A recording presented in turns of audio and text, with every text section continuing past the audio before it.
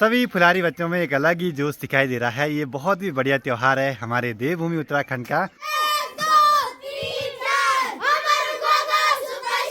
पहले बहुत सारी गलतियां हुई हैं जो कि इस बार सुधारनी हैं। या तो यूपीवीसी के फ्रेम पे ग्लास लगेगा, इस वजह से हमको नीचे से कॉलम वगैरह डालने पड़े पूरे ऊपर तक। तो सुबह सुबह आज जैसे बाहर निकले तो सामने का माहौल कुछ ऐसा है। थोड़ी देर में सनराइज भी होने वाला है और गाँव में चारों ओर छोटे फुलारी बच्चों की आवाजें सुनाई दे रही है, जोर जोर से घंटियों की आवाजें भी आ रही है। तो बड़ा सुंदर सा माहौल हो रखा है ऐसे में।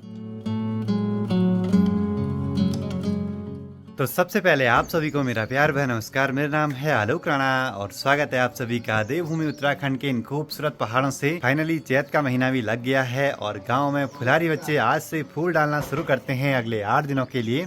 ये है बसंत ऋतु के आगमन का त्योहार। तो बड़ा खूबसूरत सा माहौल हो रखा है चारों ओर का। और सामने से देखिए फुलारी बच्चे गोगा देवता के साथ हमारे घर की ओर आ रहे हैं, जो कि बड़े सुंदर दिखाई दे रहे हैं ऐसे माहौल में। और सभी फुलारी बच्चों में एक अलग ही जोश दिखाई दे रहा है आज के दिन पे। देखिए जी, घर पे सभी फुलारी बच्चे आ चुके हैं, छोटी छोटी अपनी कोंडजी और छोटे छोटे थैलों के साथ। कोंडजी में फूल भरे हैं थैलों पे। ये बाकी छो खील खील चिन्नी, ये देखो नई नई कोंडजी भी है। और यहाँ पे गोगा देवता की डोली भी है और एक पुजारी भी रहते हैं जिनके बाद थाली रहती है पिठाई वगैरह की।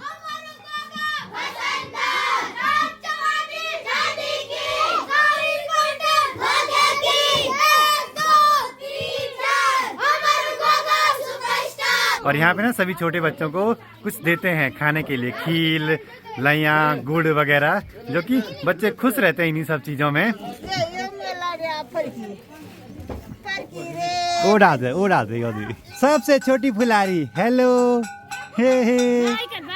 तो अब सभी फुलारी बच्चे गांव में हर किसी के घर पे जाएंगे।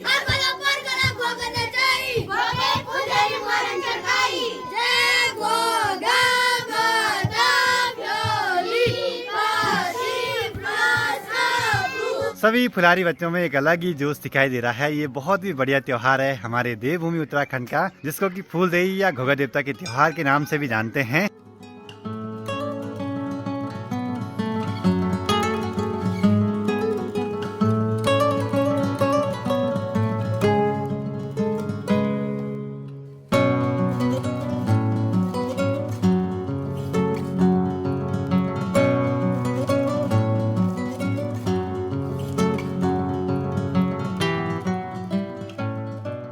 सुबह के 10 बजने वाले हैं। अभी मुझे माँ और प्रीति को पुराने वाले घर तक छोड़ने के लिए भी जाना है, फिर वापसी आना है यहाँ पे काम वगैरह देखने के लिए। और कल रात को ना बारिश भी लगी है, तो यहाँ पे डिजाइन जो था उसको ढका के रखा था। अच्छी बात ये रही। बाकी हमारे घर पे खच्चर भी लगे हैं सामान वगैरह लाने पे।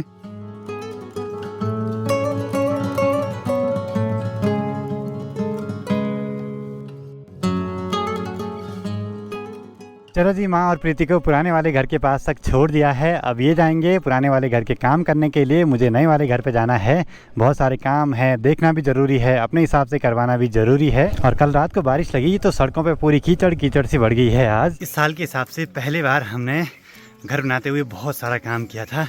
इस साल तो ऐसा है कि ठेका दे रखा है काम का, बस हमें समय समय पे मटेरियल उपलब्ध करवाना है। बाकी आज भी घर पे लगे हैं काम वाली सरिया वगैरह की कटिंग करने पे। और कुछ समय तक तो यहाँ छत पे कुछ ऐसा ही माहौल रहने वाला है लगातार। और पीछे का सारा सामान अब यहाँ लग जाएगा कुछ समय में। कुछ दिन पहले से यहाँ पे काम लग गया है घर का। और अभी ना सामने के जितने भी पेड़ हैं बिल्कुल सूखे सूखे से हैं। और बसंत ऋतु आ गई है तो कुछ दिनों में सभी पे खूब सारी पत्तियां आने वाली हैं। और जब ये काम पूरा होगा ना तब देखना चारों ओर बिल्कुल हरियाली सी होगी, तब बरसात लग जाएगी। शायद तब तक काम पूरा होने की कगार पे होगा। अब तो यहाँ पे बस इतनी ये खिड़की बनने वाली है और ये ना बाद में लगानी है जब यहाँ पे सारा काम कंप्लीट हो जाएगा। या तो यूपीवीसी के फ्रेम पे ग्लास लगेगा या फिर एल्यूमिनियम के फ्रेम पे। आप लोग बताइए क्या सही रहेगा, क्योंकि ना कमेंट सेक्शन में बहुत सारे सजेशंस मिलते हैं। पिछले दिन मैंने जैसे बताया था कि बाल झड़ रहे हैं तो उसका भी बहुत सारा उपाय मिला। सभी ने अपने अपने तरीके के उपाय बताए।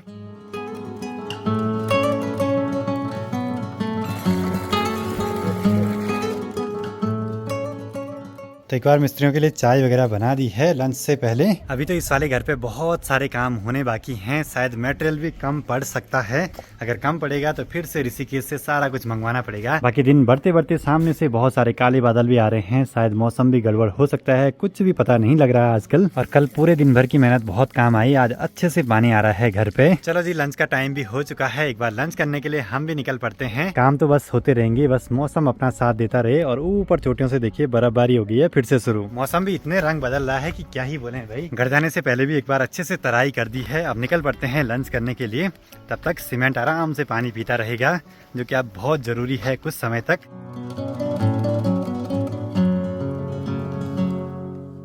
अब इसके बाद लगभग कुछ दिनों तक मौसम सही रहने वाला है, तो गर्मी भी बढ़ती जाएगी पहाड़ों में धीरे धीरे। चलो जी, आज यहाँ पे लगा हुआ है जाम, शायद ऊपर रोड कटिंग का काम जारी है।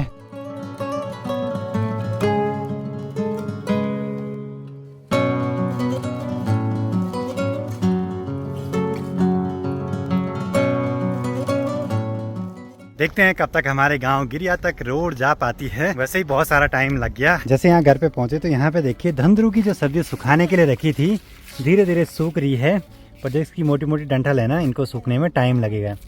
देखते हैं सूखे ना या थोड़ी सी होगी।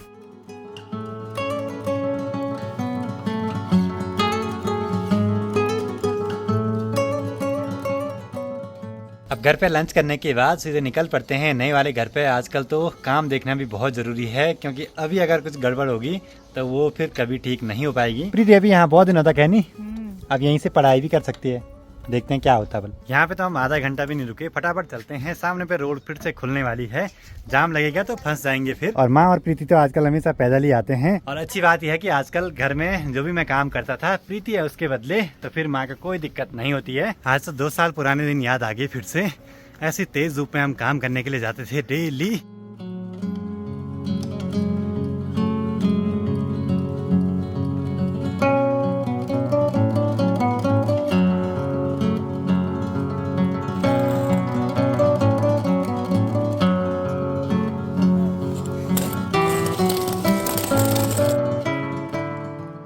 घर पे अभी काफ़ी तोड़ फोड़ का काम होना है, क्योंकि छत को आगे एक्सटेंड करना है, तो फिर वहाँ से पूरी छत तोड़नी पड़ेगी। सीढ़ी के ऊपर का जो भी झाँप है वो भी तोड़ना पड़ेगा।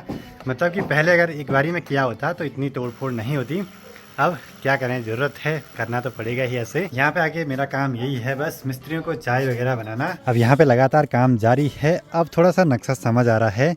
नीचे की साइड तो सीढ़ी का काम चल रहा है, ये छत आगे एक्सटेंड होगी और यहाँ बैक साइड में ना यहाँ बनेगा वॉशरूम ऊपर वाली मंजिल में, जिस वजह से हमको नीचे से कॉलम वगैरह डालने पड़े पूरे ऊपर तक। ऊपर हर कमरे में वॉशरूम अटैच होगा, जिस वजह से नक्शा इस हिसाब से घुमाना पड़ा जैसे हम पे जगह थी। देखते देखते सनसेट भी हो चुका है। बाकी सनसेट के टाइम की लालिमा बड़ी सुंदर दिखाई देती है इन पहाड़ों में आजकल। और इधर साइड सामने बर्फ से ढकी हुई चोटियां और भी सुंदर चमकती हैं सूरज की आखिरी किरणों से। इस वाले घर को बनाने में पहले बहुत सारी गलतियां हुई हैं, जो कि इस बार सुधारनी है। अगर नहीं सुधारेंगे तो हमेशा के लिए बड़ी मुसीबत बन सकती हैं। तो समय रहते उनको सुधारना भी पड़ेगा और फिर अच्छे से काम भी करवाना पड़ेगा। जिस हिसाब से यहाँ पे सरिया वगैरह लग रहा है, लगता है ये भी कम पड़ेगा, तो कुछ टाइम में शायद और भी मटेरियल मंगाना पड़ेगा। देखते हैं, पहले एक बार लग जाए फिर आइडिया आ जाएगा कि कितना और लगने वाला है। तो आसान नहीं है भाई घर बनाना, वो भी खासकर पहाड़ों में।